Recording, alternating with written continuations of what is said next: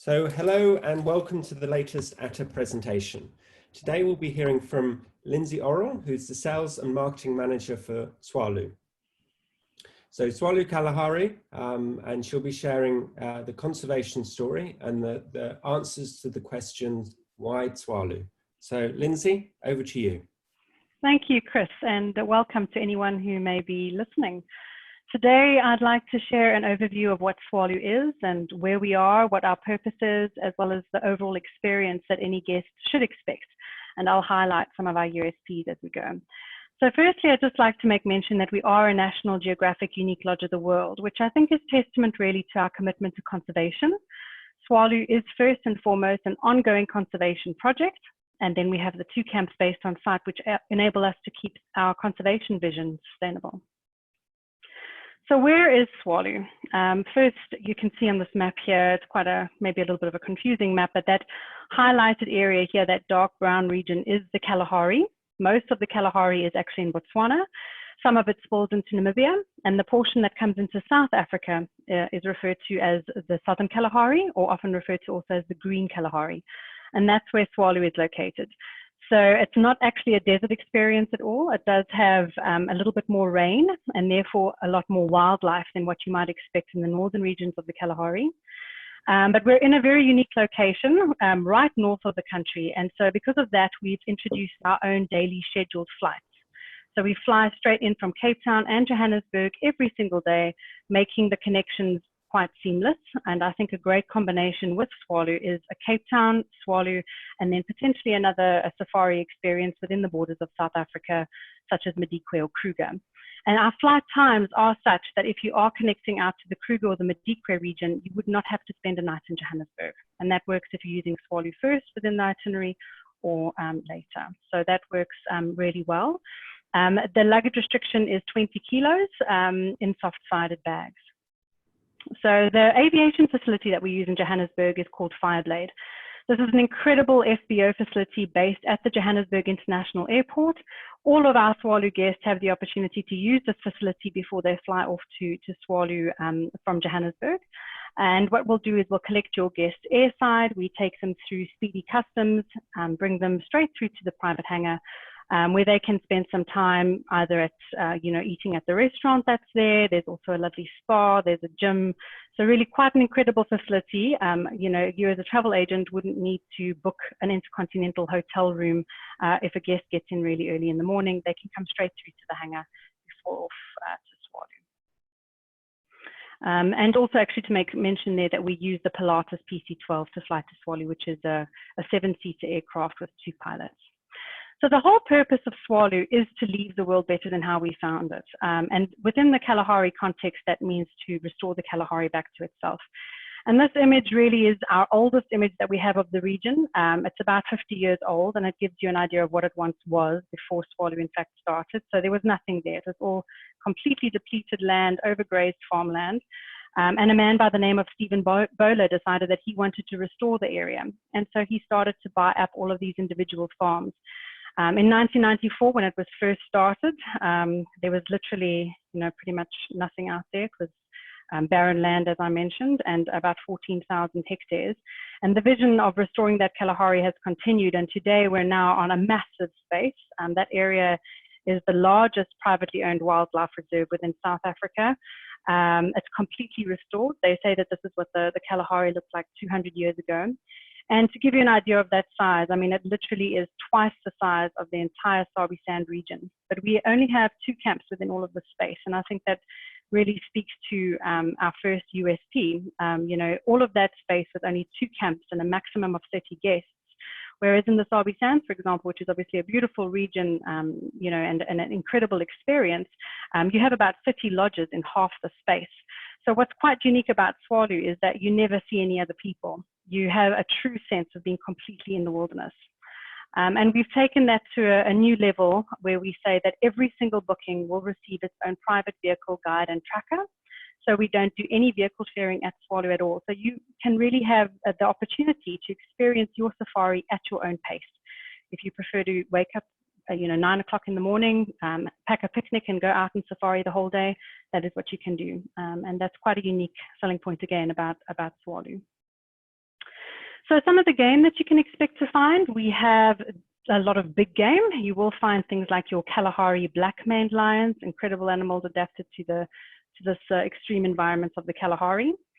We also have a lot of cheetah on property. Fantastic flat savannas are quite ideal for cheetah sightings. Wonderful leopard sightings out there as well. We have a lot of rhino, both black and white, and in fact, a third of what's left of the desert black rhino staying with us out at Tswalu as well. We've become really well known for wild dogs, fantastic wild dog sightings, which make for really exciting game drives.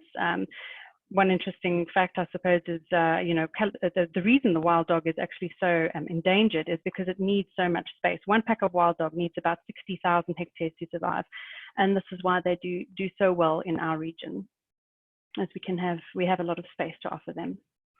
But I think what's really quite special about Tswalu is the opportunity to find the very rare and the very unusual animals. So things like aardvark, pangolin, which is a critically endangered species. Tswalu is incredibly well known for seeing these very rare and unusual animals. And you truly do have your best opportunity to see them at Tswalu. Once guests have been on safari a couple of times and they've seen the big five, they can spend decades looking for these very unique creatures. And we often talk about the elusive five at Tswalu, which is what you're seeing here. So the pangolin, the aardvark, the bat-eared foxes, brown hyena, and this is the aardwolf, and there's the brown hyena. So yeah, really quite special to see some of these very rare animals.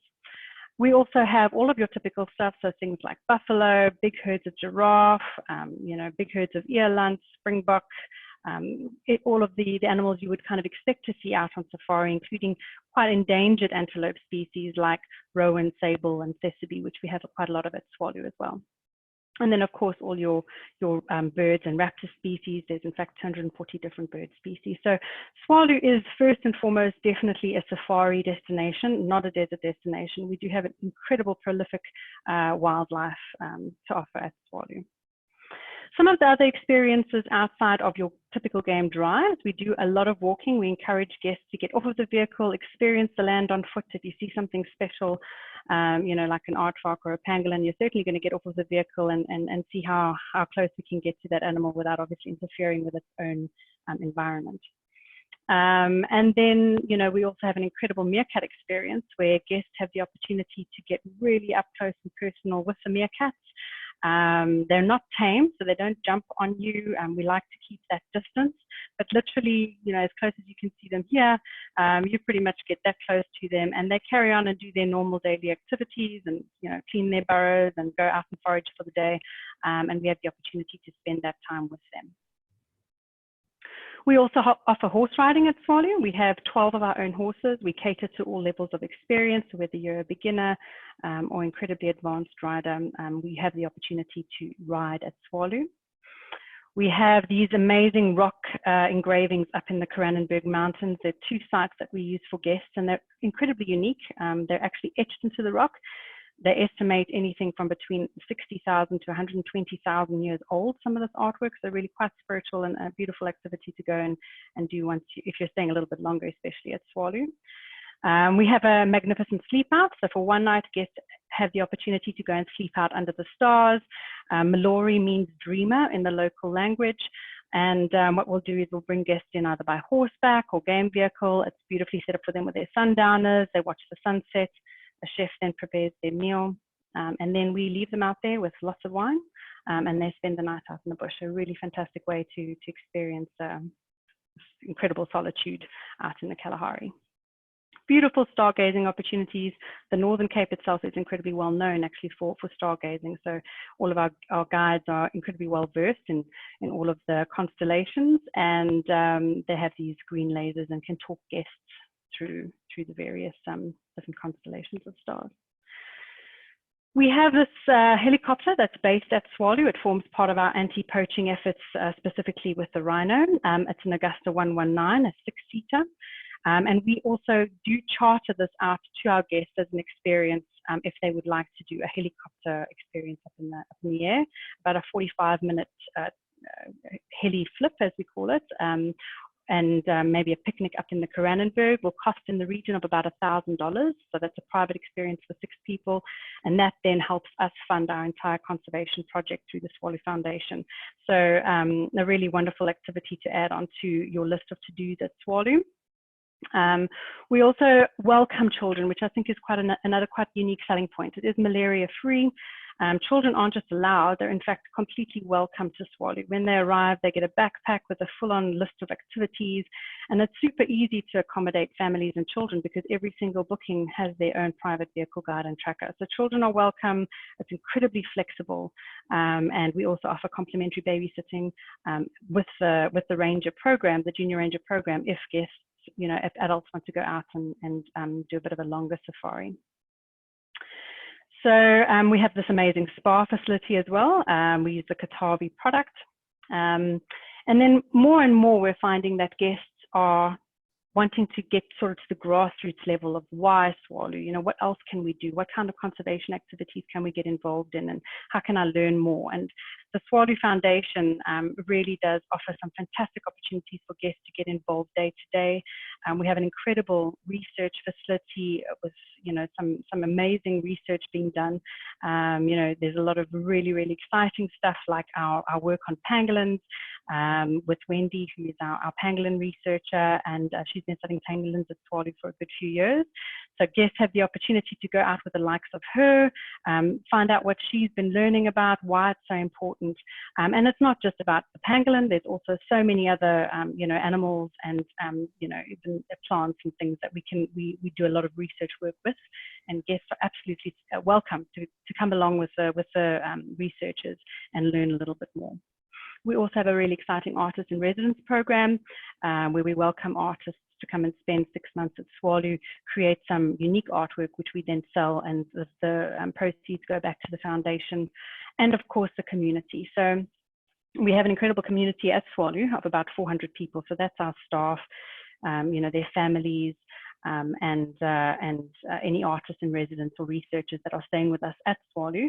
And it's incredibly remote, so we've had to provide services for them. We have this incredible clinic that looks after not only those, the staff members at Tswalu, but in fact about 5,000 people in the surrounding communities. There's a school. We also have a vegetable garden. And so if guests would like to go and have a look, they're most welcome to go and see what we're up to there. So from an accommodation perspective, we have 2 different options for guests to stay at Tswalu and experience this with us. So we have the Motsi, which is our main camp. And this is the lodge that was actually completely renovated last year. Absolutely beautiful space with 9 individual suites. A very casual elegance. It's the colors of the Kalahari. It's the reds of the sands, the earthy tones. So you get a true sense of place while staying at Motsi. We have created quite a few beautiful private spaces for guests as they go out on their private game drives and they come back. We find that many of our guests prefer to remain private, and so we do have these beautiful little private spaces where guests can be on their own. But we also have this lovely fire pit area where guests can come together if they would like to meet some other people while on safari. So there's 9 suites. It accommodates a maximum of 18 adults, but we do welcome children as well. And 2 kids under 12 can stay complimentary when sharing a Motsi suite with their parents. So there's 2 different room types. In fact, we've got your Motsi suite. So there's 6 of these Motsi suites, which are really spacious. They're about 230 square meters. So there's a lot of space, and they all have these beautiful big patio areas looking out onto a waterhole. And then we also have our family suites, which are in fact 2 separate bedrooms and 2 separate bathrooms with their own sort of lounge area in the middle. And we can accommodate up to a maximum of 3 kids under the age of 18 sharing a family suite. The slide gives you a really nice indication of the difference in size. We don't like to put 4 adults, generally speaking, in a family suite because that second bedroom is a lot smaller than your main bedroom. But having said that, if it's a family and it's 2 adult children that are 19 or 20, we're really flexible and we can accommodate them. All right. And then the other option is Takuni. So Takuni Homestead was once the Oppenheimer's private residence at Tswalu. It's a beautiful big home with 5 individual suites. And now that's come up, Chris. let me try and get rid of these. I'm going to have to go out of the... I've still got the Homestead Suite that. image there. Oh, have you? Oh gosh, I had some of my pins was coming through. I don't know why I did that. So notifications. Anyway, so the Tarkuni homestead was once the Oppenheimers' private residence at Tswalu, and it's 5 individual suites all under one roof. So when you stay at Tarkuni, you are sharing one big space, and it's taken exclusively for a maximum of 10 guests. Again, absolutely beautiful spaces, lots of space, amazing big outdoor areas, dining outside, big private pool area. And yeah, these 5 individual suites are quite a bit smaller than those at Motsi, so we don't put any extra beds in. When I say a maximum of 10 guests, that includes the children. And they all have these lovely deck areas that we can convert to put a bed outside, so you can have your own star bed as well. In terms of dining at Tswalu, you know, we have an incredible chef. His name is Marnus Scully. He's our executive chef at Tswalu. He was actually hired by Jan Hendrik, who is the first South African to receive a Michelin star. And we have an association with Jan where he is in fact curating all of our menus at Tswalu. He's going to be opening a restaurant at Tswalu called Klein Jan. So Jan has a really great restaurant out in Nice for which he has his Michelin star called Jan. So Klein Jan, translated from Afrikaans, is a small Jan, and it's an incredible little space that we've got there that Jan's planning to change into this fine dining space. But on top of that, you know, he is in charge of every single one of our dining opportunities at Tswalu. So everything from breakfast through to game drive snacks, Jan has his eye sort of overseeing it all, and Marnus and him work very closely to execute beautiful experiences around dining. And then this is just a really lovely shot of a setup that Jan put together with Marnus, you know, with the lovely South African cook sisters there and a naartjie being peeled. And this really is your little Tswalu presentation in a nutshell. So I hope that is useful. Wonderful. Thank you, Lindsey. Fantastic presentation.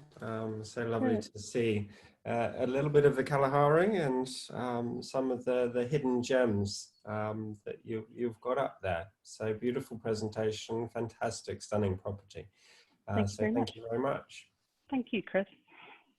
So until next time, look out for another recording and we'll be in touch with you soon. Thank you.